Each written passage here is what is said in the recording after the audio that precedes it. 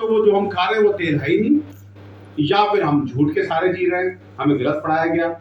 और अगर मरना 80 रुपए ही है, 75 रुपए मरना है, तो फिर तेल क्यों छोड़े, फिर खा के मरेंगे। जावात जीवे सुखम जीवे दृढ़म कृतवात घृतम पिबेत, चारवाक कह के गए। तो मैं तो कह रहा आज से पियो।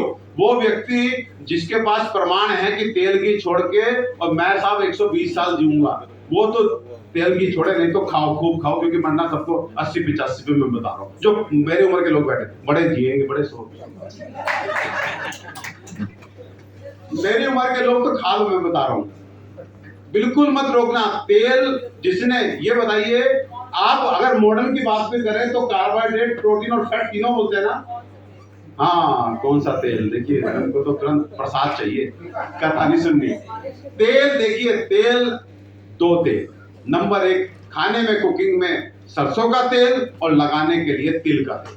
पकड़ लीजिए, मैं कह रहा हूं आज मेरे इस मंत्र को आप प्रसाद मान के लेके जाइए कि तेल से नाता जोड़ो, रोगों से नाता तोड़ो। और सिंपल मैथमेटिकल प्रिंसिपल बता के जा रहा हूं, जितना तेल खाएंगे, आप याद कीजिए ना अपने पिताजी को, अब बाथरूम से उनके तेल के कटोरी गायब हो जाए तो जूते पड़ते थे सिर पे हमारे। वो कहते थे कुछ रखो बाथरूम में, तेल की कटोरी को हाथ मत लगाना। और नाते नाते कहां तेल नहीं लगा लेते थे, नाभि में, कान में, नाक में, सब जगह लगाते थे। आज हम तेल भूल गए। और डॉक्टर बोलता है आपको आर्थराइटिस हो रहा है, घुटने में दर्द, और ऑस्टियोआर्थराइटिस, जिसमें हमारा जॉइंट ड्राई है, लेकिन तेल मत लगाना। अब मैं कितनी बार टीवी डिबेट्स में ऑर्थोपेडिशियंस को पकड़ चुका हूं, रेडियो डिबेट में पकड़ चुका हूं, मैं कहता हूं क्यों ना लगाओ, ये नहीं पता, तेल मत लगाओ, बस उनको कुछ मतलब नहीं, बस लगाओ मत। जो पुरानी बातें सारी छोड़ दो। कान में तेल मत डालो, क्यों ना डालो। नाक में तेल मत डालो, क्यों ना डालो, वो जवाब नहीं, बस ना डालो। मुंह में तेल मत डालो। मैं कहता हूं जो व्यक्ति मुंह में तेल रोज एक बार रखे, कवल बोलते हैं हम लोग, 2 चम्मच मुंह में तेल रखिए, और आप देखिए आपकी आंखें, आपके कान, आपके नाक कभी कमजोर हो जाएं, आपकी हेयर क्वालिटी देखिएगा। आपके सिर में भेजा खुशक हो जाता है ना, जो कभी खुशक हो जाए नाक में, नासा ही शीर्षोद्वारम। इस सिर को, आपको पता है आपकी मेमोरी किस पे डिपेंड करती है? आपकी memory is directly proportional to the quantum of ghee you consume.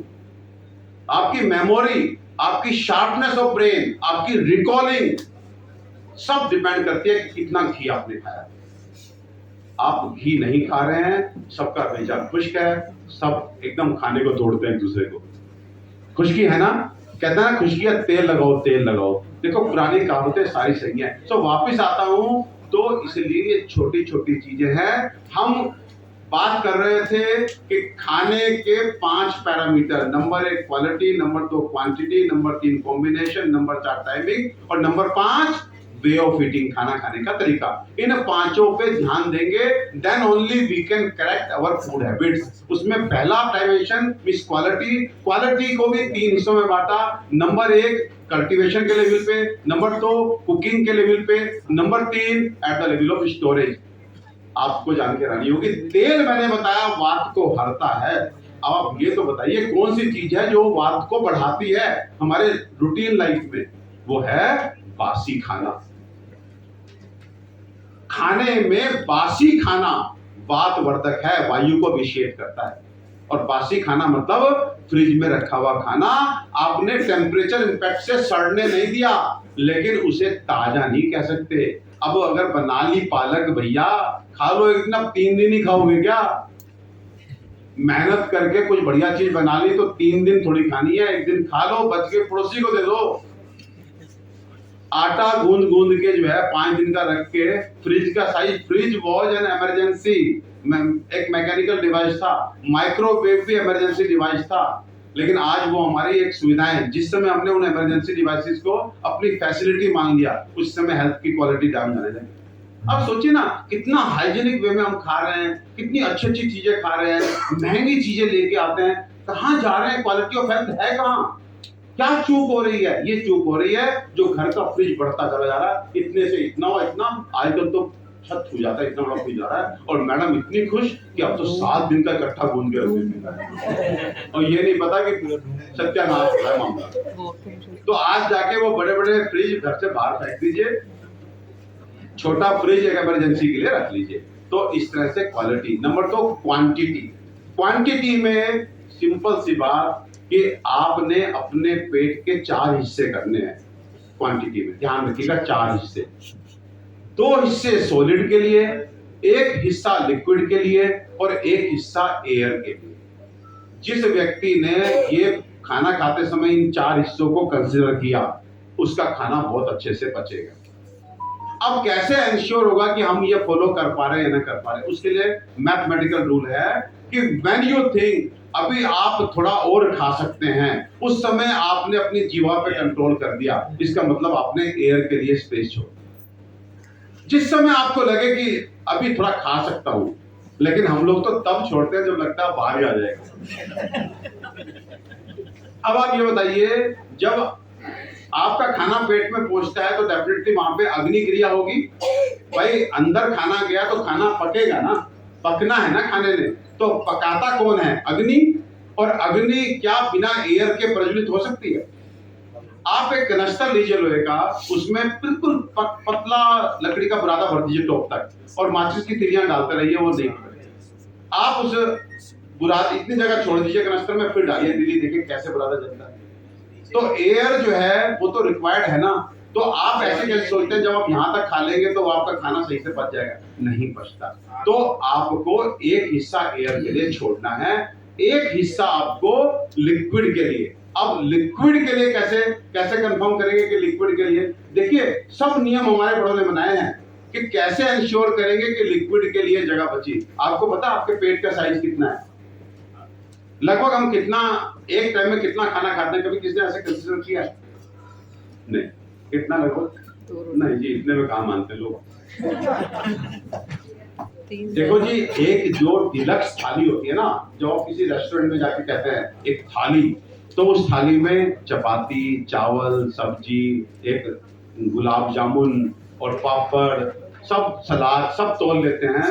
तो बहुत बड़े रेस्टोरेंट की जो थाली होती है, छोटे रेस्टोरेंट तो बेचारे थोड़ी बचत करते हैं, बड़े रेस्टोरेंट की थाली जो है वो 500-550 ग्राम की होती है। 500-550 ग्राम। और उस थाली को जवान ही खा सकता है, बड़े तो पूरी खा नहीं सकते। ठीक है जी।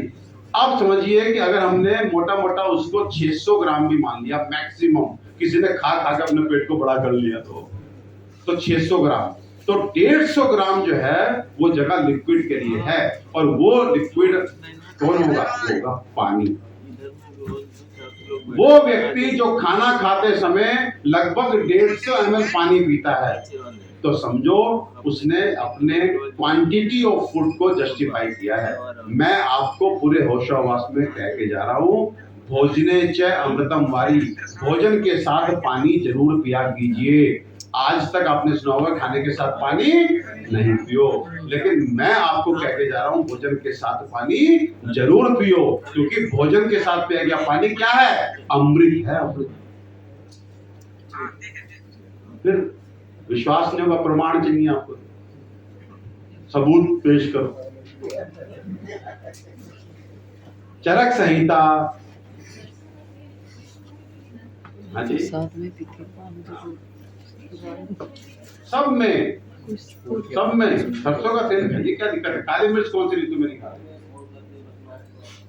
तिल का तेल। सर आपके चेहरे पे कभी झुर्रियां नहीं पड़ेंगी, आपके चेहरे का ग्लो कभी नहीं जाएगा, आपके दांत कभी कमजोर नहीं होंगे, आपके मसूड़े कभी कमजोर नहीं होंगे। ये तेल आपके सारी पूरे शरीर की टॉक्सिन्स मुंह में आते हैं, आप पानी से कुल्ला करते हैं, उससे वाटर सोल्यूबल निकल जाते हैं। बहुत सारे टॉक्सिन्स ऑयल सोल्यूबल होते हैं, वो हमारे कवल से निकलते हैं, हमारे गंडूश से निकलते हैं। जो ऑयल की मात्रा मुंह में रख करके फिक्स कर ली जाए उसे गंडूश बोलता है ये, और जो हिलाई जाए उसे कवल बोलते हैं जी। तो नहीं, उसका फेंक दीजिए बस, उसका वहां उसमें टॉक्सिन्स आ जाएंगे, उसको फेंक दीजिए उसको। हाँ बिल्कुल, हाँ जी, हाँ जितनी देर रख पाए, 1 मिनट भी नहीं रख पाएंगे आप लोग, शुरू में तो अभ्यास नहीं है, तो मुंह बंद करके आप 1 मिनट भी नहीं रख पाएंगे, लेकिन वो तेल आपके स्रोत से कहां पहुंच जाएगा आप बिलीव नहीं करेंगे। मॉर्निंग में करना अच्छा होता है, मॉर्निंग में करना अच्छा होता है। सुबह आप आदत बना लीजिए कि रोज आप जैसे ब्रश करते हैं तो ये तेल से नाता जोड़ो, तेल से नाता जोड़ो। वापिस से आता हूं किस बात पे था जी मैं, हम तेल नंबर 2 पे कि पानी पीना है। हमारा शास्त्र बोलता है भक्तस्य आदौ जलम पीतम अग्नि साधम कृसंगताम। अगर किसी ने भोजन से पहले जल पिया तो उसको क्या होगा, अग्नि बैठ जाएगी, अवसाद होगी, कृसंगताम, वो कमजोर रहेगा। आप खाना खा रहे लेकिन आपको कमजोरी रहेगी क्योंकि आपकी भोजन से पहले पानी पीने की प्रवृत्ति है। तो